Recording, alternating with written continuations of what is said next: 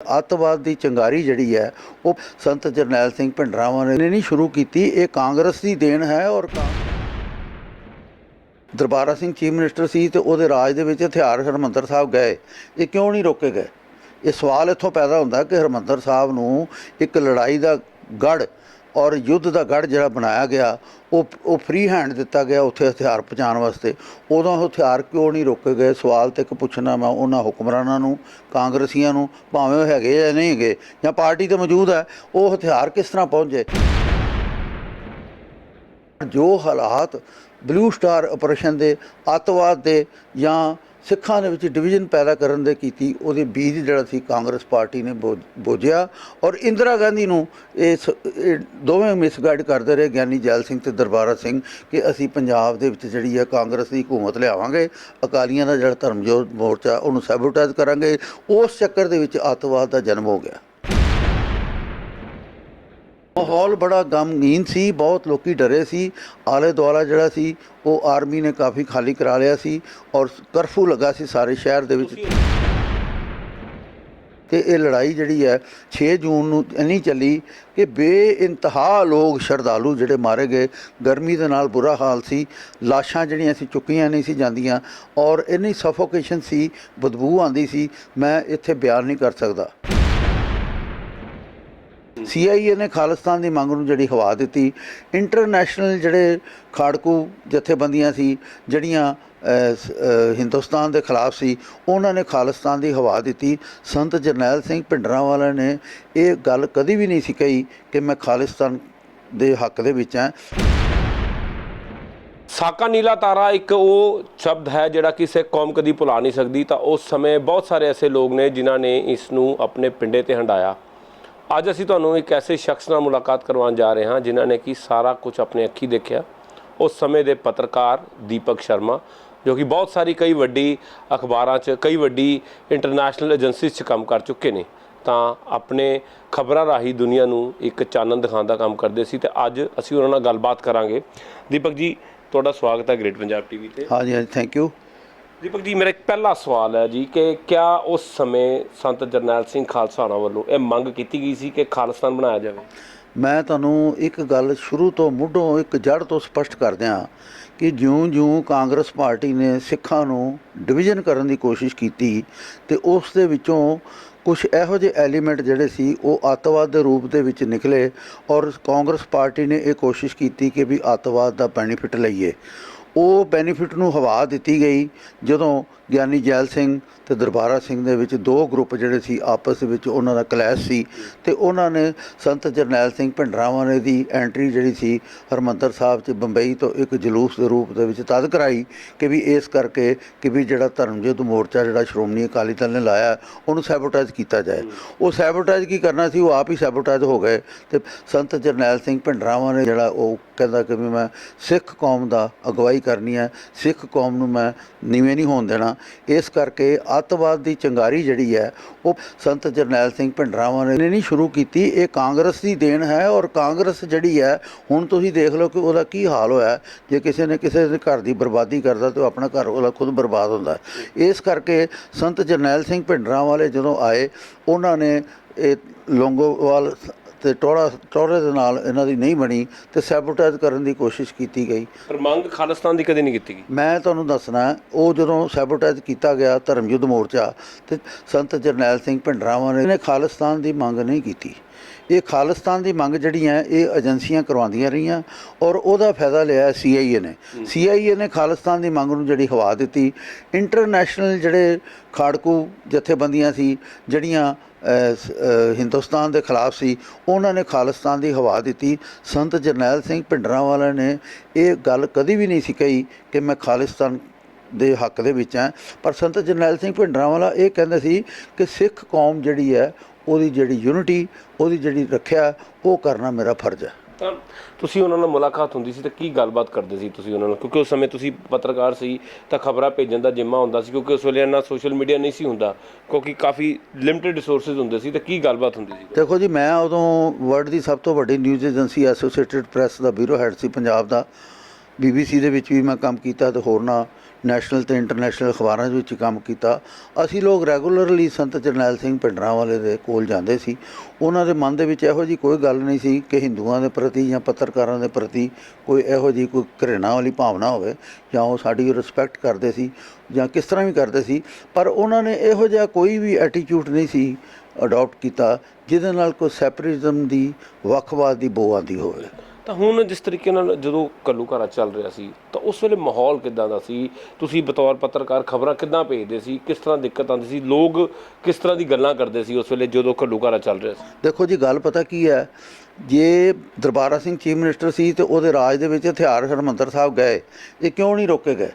ਇਹ ਸਵਾਲ ਇੱਥੋਂ ਪੈਦਾ ਹੁੰਦਾ ਕਿ ਹਰਿਮੰਦਰ ਸਾਹਿਬ ਨੂੰ ਇੱਕ ਲੜਾਈ ਦਾ ਗੜ੍ਹ ਔਰ ਯੁੱਧ ਦਾ ਗੜ੍ਹ ਜਿਹੜਾ ਬਣਾਇਆ ਗਿਆ, ਉਹ ਫ੍ਰੀ ਹੈਂਡ ਦਿੱਤਾ ਗਿਆ ਉੱਥੇ ਹਥਿਆਰ ਪਹੁੰਚਾਉਣ ਵਾਸਤੇ। ਉਦੋਂ ਹਥਿਆਰ ਕਿਉਂ ਨਹੀਂ ਰੋਕੇ ਗਏ? ਸਵਾਲ ਤਾਂ ਇੱਕ ਪੁੱਛਣਾ ਮੈਂ ਉਹਨਾਂ ਹੁਕਮਰਾਨਾਂ ਨੂੰ, ਕਾਂਗਰਸੀਆਂ ਨੂੰ, ਭਾਵੇਂ ਉਹ ਹੈਗੇ ਜਾਂ ਨਹੀਂ ਹੈਗੇ ਜਾਂ ਪਾਰਟੀ ਤੇ ਮੌਜੂਦ ਹੈ, ਉਹ ਹਥਿਆਰ ਕਿਸ ਤਰ੍ਹਾਂ ਪਹੁੰਚੇ? ਹਥਿਆਰ ਪਹੁੰਚਦੇ ਜਿਹੜਾ ਸੀ, ਜਦੋਂ ਮਾਮਲਾ CIA ਦੇ ਹੱਥ ਪਹੁੰਚ ਗਿਆ, ਬਾਹਰਲੀਆਂ ਤਾਕਤਾਂ ਨੇ ਜਿਹੜਾ ਸੀ ਉਹਨੂੰ ਖਾਲਿਸਤਾਨ ਦੀ ਸ਼ੇਪ ਦੇ ਕੇ, ਸੈਪਰਿਜ਼ਮ ਦਾ ਨਾਅਰਾ ਦੇ ਕੇ ਇਹ ਅਕਾਲ ਤਖਤ ਉੱਤੇ ਇੰਨੇ ਕੁ ਹਥਿਆਰ ਪਹੁੰਚਾਤੇ ਕਿ ਇੰਨੇ ਕੁ ਮਤਲਬ ਮੁਕਾਬਲਾ ਆਰਮੀ ਨਾਲ ਕਰਨ ਵਾਸਤੇ ਜਿਹੜੇ ਸੰਗਠਨ ਸੀ, ਜਿਹੜੇ ਵੀ ਉੱਥੇ ਮੌਜੂਦ ਸੀ, ਉਹਨਾਂ ਨੂੰ ਮਜਬੂਰ ਹੋਣਾ ਪਿਆ ਕਿ ਵੀ ਪੁਲਿਸ ਦਾ ਮੁਕਾਬਲਾ ਕਰਨ। ਔਰ 1 ਜੂਨ ਤੋਂ ਇਹ ਕਾਰਵਾਈ ਸ਼ੁਰੂ ਹੋ ਗਈ ਸੀ। ਉਸ ਵੇਲੇ ਮਾਹੌਲ ਕਿੱਦਾਂ ਦਾ ਸੀ ਸ਼ਹਿਰ? ਮਾਹੌਲ ਬੜਾ ਗਮਗੀਨ ਸੀ, ਬਹੁਤ ਲੋਕੀ ਡਰੇ ਸੀ। ਆਲੇ ਦੁਆਲਾ ਜਿਹੜਾ ਸੀ ਉਹ ਆਰਮੀ ਨੇ ਕਾਫੀ ਖਾਲੀ ਕਰਾ ਲਿਆ ਸੀ ਔਰ ਕਰਫਿਊ ਲੱਗਾ ਸੀ ਸਾਰੇ ਸ਼ਹਿਰ ਦੇ ਵਿੱਚ। ਤੁਸੀਂ ਉਸ ਲਈ ਕਿਸ ਤਰ੍ਹਾਂ ਮਤਲਬ ਅਸੀਂ ਉਹਨਾਂ ਦਿਨਾਂ ਦੇ ਦੌਰਾਨ ਜਿਹੜੇ ਸੀ, ਕੁਛ ਤਰੀਕਿਆਂ ਦੇ ਨਾਲ ਲੁਕ ਛੁਪ ਕੇ ਅਸੀਂ ਜਾਂਦੇ ਸੀ। ਤੇ ਮੈਂ ਇੱਥੇ ਇਹ ਦੱਸਣਾ ਚਾਹਾਂਗਾ ਕਿ ਮੈਂ ਕਿੰਨਾ ਹਾਲਾਤਾਂ ਦੇ ਵਿੱਚ ਉੱਥੇ ਕੰਮ ਕੀਤਾ। ਅਸੀਂ 3 ਜੂਨ ਤੱਕ ਜਿਹੜੇ ਆ ਅਸੀਂ ਅੰਦਰ ਜਾਂਦੇ ਰਹੇ, ਸਾਰੇ ਹਾਲਾਤ ਦੇਖਦੇ ਰਹੇ, ਸੰਤ ਜਰਨੈਲ ਸਿੰਘ ਭਿੰਡਰਾਂਵਾਲੇ ਦੇ ਵੀ ਗੱਲਬਾਤ ਸੁਣਦੇ ਰਹੇ। ਪਰ ਇਹ ਦੋਨੇ ਪਾਸੇ ਜਦੋਂ ਆਰਮੀ ਤਾਂ ਤਿਆਰ ਹੈਗੀ ਸੀ, ਪਰ ਦੋਨੇ ਪਾਸੇ ਜਿਹੜੇ ਉਹਨਾਂ ਨੇ ਹਥਿਆਰ ਇਕੱਠੇ ਕਰਕੇ ਮੋਰਚਾਬੰਦੀ ਕੀਤੀ ਸੀ, ਉਹ ਇੱਕ ਸੋਚੀ ਸਮਝੀ ਸਾਜ਼ਿਸ਼ ਸੀ। ਉਹਦੇ ਵਿੱਚ ਇੰਟਰਨੈਸ਼ਨਲ ਏਜੰਸੀਆਂ ਤੇ ਸਿੱਖ ਸੰਗਠਨ ਜਿਹੜੇ ਵੱਖਵਾਦੀ ਤੇ ਅੱਤਵਾਦੀ ਸੀ, ਉਹਨਾਂ ਨੇ ਪੂਰਾ ਉਹਨੂੰ ਸਮਰਥਨ ਕੀਤਾ। ਤੇ ਇਹ ਲੜਾਈ ਜਿਹੜੀ ਹੈ 6 ਜੂਨ ਨੂੰ ਇੰਨੀ ਚੱਲੀ ਕਿ ਬੇਇੰਤਹਾ ਲੋਕ ਸ਼ਰਧਾਲੂ ਜਿਹੜੇ ਮਾਰੇ ਗਏ। ਗਰਮੀ ਦੇ ਨਾਲ ਬੁਰਾ ਹਾਲ ਸੀ, ਲਾਸ਼ਾਂ ਜਿਹੜੀਆਂ ਸੀ ਚੁੱਕੀਆਂ ਨਹੀਂ ਸੀ ਜਾਂਦੀਆਂ ਔਰ ਇੰਨੀ ਸਫੋਕੇਸ਼ਨ ਸੀ, ਬਦਬੂ ਆਉਂਦੀ ਸੀ, ਮੈਂ ਇੱਥੇ ਬਿਆਨ ਨਹੀਂ ਕਰ ਸਕਦਾ। ਜਿਸ ਤਰੀਕੇ ਨਾਲ ਹਾਲਾਤ ਬਣਾਏ ਗਏ ਤੇ ਕਿਤੇ ਨਾ ਕਿਤੇ ਇਹਨੂੰ ਕਿਉਂ ਜਿਹੜਾ ਹੈਗਾ ਕਿ ਇਸ ਸਾਕੇ ਨੂੰ ਖਾਲਿਸਤਾਨ ਨਾਲ ਜੋੜਨ ਦੀ ਕੋਸ਼ਿਸ਼ ਕੀਤੀ ਜਾ ਰਹੀ ਹੈ? ਜਿਵੇਂ ਤੁਸੀਂ ਕਿਹਾ ਕਿ ਸੰਤ ਜਰਨੈਲ ਸਿੰਘ ਖਾਲਸਾ ਉਹਨਾਂ ਵੱਲੋਂ ਕਦੀ ਵੀ ਨਹੀਂ ਕਿਹਾ ਗਿਆ ਕਿ ਖਾਲਿਸਤਾਨ ਬਣਾਇਆ ਜਾਵੇ। ਦੇਖੋ, ਮੈਂ ਤੁਹਾਨੂੰ ਇੱਕ ਗੱਲ ਦੱਸ ਦਿਆਂ ਕਿ ਇਸ ਸਟੇਜ 'ਤੇ 2 ਤਰ੍ਹਾਂ ਦੇ ਧੜੇ ਹੋ ਚੁੱਕੇ ਆ ਸਿੱਖ ਕੌਮ ਦੇ ਵਿੱਚ। ਇੱਕ ਸ਼੍ਰੋਮਣੀ ਅਕਾਲੀ ਦਲ ਹੈ। ਮੈਂ ਸਰਦਾਰ ਪ੍ਰਕਾਸ਼ ਸਿੰਘ ਬਾਦਲ ਅਤੇ ਸੁਖਬੀਰ ਸਿੰਘ ਬਾਦਲ ਦੀ ਇਹ ਦਾਦ ਦਾਂਗਾ, ਭਾਵੇਂ ਉਹ ਭਾਰਤੀ ਜਨਤਾ ਪਾਰਟੀ ਨਾਲ ਰਹੇ ਜਾਂ ਵੱਖਰੇ ਹੋ ਗਏ, ਪਰ ਉਹਨਾਂ ਨੇ ਖਾਲਿਸਤਾਨ ਦਾ ਨਾਅਰਾ ਨਹੀਂ ਲਾਇਆ। ਭਾਵੇਂ ਹੁਣ ਉਹ ਜਿਹੜੇ ਵਿਰੋਧੀ ਨੇ ਜਾਂ ਸਿਮਰਨਜੀਤ ਸਿੰਘ ਮਾਨ ਆ, ਉਹਨਾਂ ਨਾਲ ਜੱਫੀਆਂ ਪਾਉਣ ਨੇ, ਪਰ ਸਿੱਖ ਕੌਮ ਜਿਹੜੀ ਹੈ ਉਹ ਸੈਪਰੇਟ ਨੇਸ਼ਨ ਜਿਹੜੀ ਹੈ ਉਹ ਬਿਲਕੁਲ ਨਹੀਂ ਚਾਹੁੰਦੀ। ਸਿੱਖ ਕੌਮ ਆਤਮ ਨਿਰਭਰਤਾ ਦੇ ਨਾਲ ਜਿਹੜੀ ਹੈ ਉਹ ਰਹਿਣਾ ਚਾਹੁੰਦੀ ਹੈ। ਉਹ ਜੇ ਕਾਂਗਰਸ ਪਾਰਟੀ ਤੇ ਜਿਹੜੀਆਂ ਇੰਟਰਨੈਸ਼ਨਲ ਏਜੰਸੀਆਂ ਤੇ ਜਿਹੜੀਆਂ ਇੰਟੈਲੀਜੈਂਸ ਏਜੰਸੀਆਂ ਜਿਹੜੀਆਂ ਇੰਡੀਆ ਦੀਆਂ ਜਿਉਂ ਸਿੱਖਾਂ ਦੇ ਵਿੱਚ ਪਾੜ ਪਾਉਣ ਦੀ ਕੋਸ਼ਿਸ਼ ਕਰਨਗੇ, ਉਹ ਜ਼ਰੂਰ ਅੱਤਵਾਦ ਦਾ ਸ਼ਕਲ ਵੱਧਦੀ ਜਾਏਗੀ, ਇੰਸੀਡੈਂਟ ਹੋਣਗੇ। ਕਿਉਂਕਿ ਹੁਣ ਪੰਜਾਬ ਦੇ ਵਿੱਚ ਜਿਹੜੇ ਹਾਲਾਤ ਪੈਦਾ ਹੋ ਚੁੱਕੇ ਆ, ਉਹ ਅੱਤਵਾਦ ਕਨਵਰਟ ਹੋ ਗਿਆ ਗੈਂਗਸਟਰਾਂ ਦੇ ਵਿੱਚ। ਰੂਪ ਉਹੀ ਹੈ ਕਿ ਗੈਂਗਸਟਰ ਜਿਹੜੇ ਨੇ ਟਾਰਗੇਟ ਕਿਲਿੰਗ ਜਿਹੜੀਆਂ ਕਰਦੇ ਨੇ, ਔਰ ਟਾਰਗੇਟ ਕਿਲਿੰਗ ਦੇ ਨਾਲ ਉਹਨਾਂ ਦਾ ਨਾਂ ਵੱਧਦਾ ਅਤੇ ਦਹਿਸ਼ਤ ਫੈਲਦੀ ਹੈ। ਇਸ ਨੂੰ ਕੰਟਰੋਲ ਕਰਨ ਵਾਸਤੇ ਮੌਜੂਦਾ ਸਰਕਾਰ ਨੂੰ ਕੁਛ ਨਾ ਕੁਛ ਕਰਨਾ ਪਏਗਾ। ਪਰ ਮੈਂ ਇੱਥੇ ਇਹ ਗੱਲ ਸਪਸ਼ਟ ਕਰਨਾ ਚਾਹਾਂਗਾ ਕਿ ਪੁਲਿਸ ਦੇ ਹੱਥ ਜਿਹੜੇ ਆ ਅਫਸਰਾਂ ਦੇ ਬੰਦੇ ਪਏ ਨੇ, ਉਹ ਪੋਲੀਟੀਕਲ ਜਿਹੜੀ ਸੋਚ ਹੈ ਉਹਦੇ ਨਾਲ ਰਲੇ ਪਏ ਨੇ, ਉਹਦਾ ਸੁਣਦੇ ਨੇ, ਉਹਦੇ ਮੁਤਾਬਕ ਐਕਸ਼ਨ ਕਰਨੇ ਨੇ।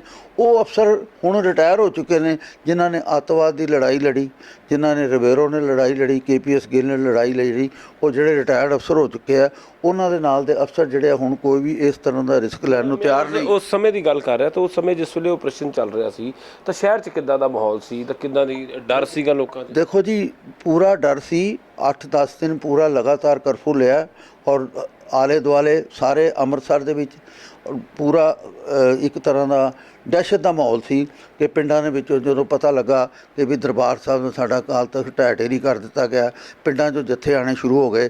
ਜਿਹੜੇ ਆਰਮੀ ਨੇ ਜਿਹੜੇ ਬਾਹਰ ਦੇ ਪਿੰਡਾਂ ਦੇ ਵਿੱਚੋਂ ਇਲਾਕਿਆਂ ਦੇ ਵਿੱਚ ਸ਼ਹਿਰ ਦੇ ਐਂਟਰੀ ਹੋਣ ਵਾਲੇ ਸੀ ਰਸਤੇ ਸੀ, ਉਹ ਸੀਲ ਕਰ ਦਿੱਤੇ ਸੀ। ਉਹ ਲੋਕਾਂ ਨੂੰ ਜਿਹੜਾ ਸੀ ਉੱਥੋਂ ਹਰਿਮੰਦਰ ਸਾਹਿਬ ਤੱਕ ਪਹੁੰਚਣ ਨਹੀਂ ਸੀ ਦਿੱਤਾ ਜਾ ਰਿਹਾ। ਕੰਟਰੋਲ ਕਰਨਾ ਤਾਂ ਫਰਜ਼ ਸੀ, ਪਰ ਜੋ ਹਾਲਾਤ ਬਲੂ ਸਟਾਰ ਆਪਰੇਸ਼ਨ ਦੇ, ਅੱਤਵਾਦ ਦੇ ਜਾਂ ਸਿੱਖਾਂ ਦੇ ਵਿੱਚ ਡਿਵੀਜ਼ਨ ਪੈਦਾ ਕਰਨ ਦੇ ਕੀਤੀ, ਉਹਦੇ ਬੀਜ ਜਿਹੜਾ ਸੀ ਕਾਂਗਰਸ ਪਾਰਟੀ ਨੇ ਬੋਝਿਆ। ਔਰ ਇੰਦਰਾ ਗਾਂਧੀ ਨੂੰ ਇਹ ਦੋਵੇਂ ਮਿਸਗਾਈਡ ਕਰਦੇ ਰਹੇ, ਗਿਆਨੀ ਜੈਲ ਸਿੰਘ ਤੇ ਦਰਬਾਰਾ ਸਿੰਘ, ਕਿ ਅਸੀਂ ਪੰਜਾਬ ਦੇ ਵਿੱਚ ਜਿਹੜੀ ਹੈ ਕਾਂਗਰਸ ਦੀ ਹਕੂਮਤ ਲਿਆਵਾਂਗੇ, ਅਕਾਲੀਆਂ ਦਾ ਜਿਹੜਾ ਧਰਮਯੋਧ ਮੋਰਚਾ ਉਹਨੂੰ ਸੈਬੋਟੇਜ ਕਰਾਂਗੇ। ਉਸ ਚੱਕਰ ਦੇ ਵਿੱਚ ਅੱਤਵਾਦ ਦਾ ਜਨਮ ਹੋ ਗਿਆ। ਤਾਂ ਕੁੱਲ ਮਿਲਾ ਕੇ ਗੱਲ ਕਰੀਏ ਤਾਂ ਕਾਂਗਰਸ ਮੁੱਖ ਦੋਸ਼ੀ ਹੈ। ਬਿਲਕੁਲ ਮੈਂ ਕਹਾਂਗਾ ਕਾਂਗਰਸ ਮੁੱਖ ਦੋਸ਼ੀ ਹੈ। ਉਹਦਾ ਕਾਰਨ ਇਹ ਹੈ ਕਿ ਕਾਂਗਰਸ ਨੂੰ ਜਦੋਂ ਸੰਤ ਉਹਨਾਂ ਅੱਤਵਾਦ ਦੇ ਦੌਰਾਨ ਕਾਂਗਰਸ ਨੂੰ ਕੋਈ ਸਿੱਖ ਲੀਡਰ ਨਹੀਂ ਸੀ ਲੱਭਦਾ, ਫਿਰ ਵੀ ਕਾਂਗਰਸ ਨੇ ਕੋਸ਼ਿਸ਼ ਕਰਕੇ ਬੇਅੰਤ ਸਿੰਘ ਨੂੰ ਪ੍ਰੋਜੈਕਟ ਕੀਤਾ as a CM। Beant Singh ਨੇ ਕੋਸ਼ਿਸ਼ ਕੀਤੀ ਅੱਤਵਾਦ ਨੂੰ ਠੱਲ ਪਾਉਣ ਦੀ, ਫ੍ਰੀ ਐਂਡ ਫੇਅਰ ਇਲੈਕਸ਼ਨ 'ਚ ਵੀ ਕਰਾਏ, ਸਭ ਕੁਝ ਕੀਤਾ।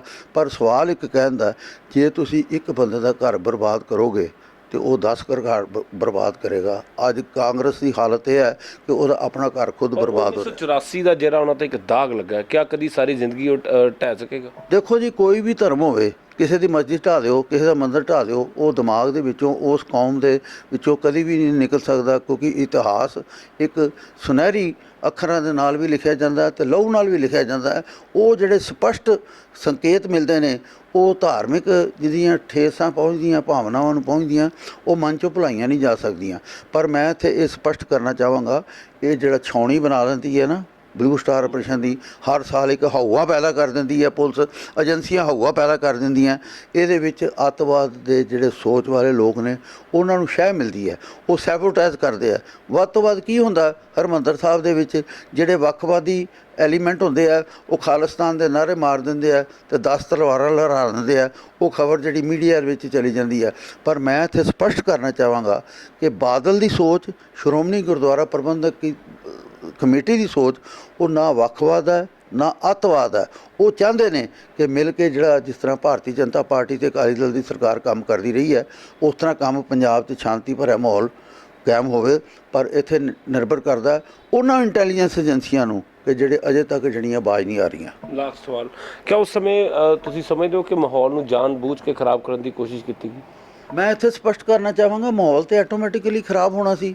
ਇੰਦਰਾ ਗਾਂਧੀ ਨੂੰ ਜਦੋਂ ਪਤਾ ਲੱਗਾ ਕਿ ਇਸ ਤਰ੍ਹਾਂ ਸੰਤ ਜਰਨੈਲ ਸਿੰਘ ਭਿੰਡਰਾਂਵਾਲੇ ਜਿਹੜੇ ਨੇ ਉਹ ਜ਼ਿਆਦਾ ਮੇਰੇ ਕੰਟਰੋਲ ਤੋਂ ਬਾਹਰ ਹੋ ਗਏ, ਉਹਨਾਂ ਫਾਰੂਕ ਅਬਦੁੱਲਾ ਨੂੰ ਭੇਜਿਆ, ਸਰਦਾਰ ਜੈਇੰਦਰ ਸਿੰਘ ਦੇ ਥਰੂ ਹੋਰ ਕੋਈ ਲੀਡਰ ਭੇਜੇ, ਸੰਤ ਬਿੰਬਲ ਮੁਨੀ ਭੇਜੇ, ਹੋਰ ਕੋਈ ਜੈਨ ਸੰਤ ਭੇਜੇ, ਕਈ ਧੜੇ, ਕਈ ਗਰੁੱਪ, ਕਈ ਭੇਜੇ ਕਿ ਵੀ ਤੁਸੀਂ ਇਹਨਾਂ ਨੂੰ ਪੈਸੀਫਾਈ ਕਰੋ, ਕਰੋ।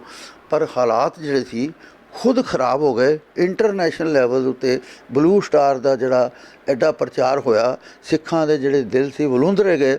ਜੇ ਤੁਸੀਂ ਕਿਸੇ ਦੇ ਮੱਕੇ ਨੂੰ ਢਾਓਗੇ ਤੇ ਉਹ ਅਗਲੇ ਮਾਈਨੋਰਿਟੀਜ਼ ਹੋਵੇ ਭਾਵੇਂ ਮੈਜੋਰਿਟੀ ਹੋਵੇ, ਉਹਨਾਂ ਦੇ ਦਿਲ ਤੇ ਵਲੂੰਧਰੇ ਜਾਣਗੇ, ਉਹ ਕਦੀ ਵੀ ਭੁਲਾਈ ਨਹੀਂ ਜਾ ਸਕਦੇ। ਤਾਂ ਕੁੱਲ ਮਿਲਾ ਕੇ ਅਗਰ ਗੱਲ ਕੀਤੀ ਜਾਵੇ ਤਾਂ 1984 ਦਾ ਜਿਹੜਾ ਸਾਕਾ ਕਦੀ ਭੁਲਾਇਆ ਨਹੀਂ ਜਾ ਸਕਾ। ਤਾਂ ਕਾਂਗਰਸ ਪਾਰਟੀ ਦੇ ਵਾਸਤੇ ਦੋਸ਼ੀ ਹੈ। ਤਾਂ ਉਸ ਸਮੇਂ ਕਿਸ ਤਰ੍ਹਾਂ ਦੇ ਹਾਲਾਤ ਸੀ ਉਹਦੀ ਸੀ ਪੂਰੀ ਚਰਚਾ ਕੀਤੀ ਹੈ। ਤਾਂ ਕਿਸ ਤਰੀਕੇ ਨਾਲ ਸੰਤਾਂ ਨਾਲ ਮੁਲਾਕਾਤ ਹੁੰਦੀ ਸੀ। ਤਾਂ ਕਦੀ ਵੀ ਜ਼ਿੰਦਗੀ 'ਚ ਉਹਨਾਂ ਨੇ ਕਿਹਾ ਕਿ ਕਦੀ ਵੀ ਸੰਤ ਜਰਨੈਲ ਸਿੰਘ ਖਾਲਸਾ ਭਿੰਡਰਾਂਵਾਲੇ ਵੱਲੋਂ ਇਹ ਨਹੀਂ ਸੀ ਕਿਹਾ ਗਿਆ ਕਿ ਖਾਲਿਸਤਾਨ ਬਣਨਾ ਚਾਹੀਦਾ। ਠੀਕ ਹੈ, ਸਿੱਖੀ ਦੀ ਚੜ੍ਹਦੀ ਕਲਾ ਵਾਸਤੇ ਗੱਲ ਕਰਦੇ ਸੀ, ਕਿਉਂਕਿ ਹਰ ਜਿਹੜਾ ਧਰਮ ਦਾ ਆਗੂ ਹੁੰਦਾ ਹੈ ਉਹਦੇ ਵੱਲੋਂ ਪ੍ਰਯਾਸ ਹੁੰਦਾ ਕਿ ਉਹ ਆਪਣੇ ਧਰਮ ਨੂੰ ਅੱਗੇ ਲੈ ਕੇ ਜਾਵੇ। ਲੇਕਿਨ ਖਾਲਿਸਤਾਨ ਔਰ ਅੱਤਵਾਦ ਦੇ ਨਾਲ ਜੋੜ ਕੇ ਇੱਕ ਕਾਂਗਰਸ ਦੀ ਸੋਚੀ ਸਮਝੀ ਸਾਜ਼ਿਸ਼ ਸੀ। Sumit Khanna, great Punjab TV, Amritsar.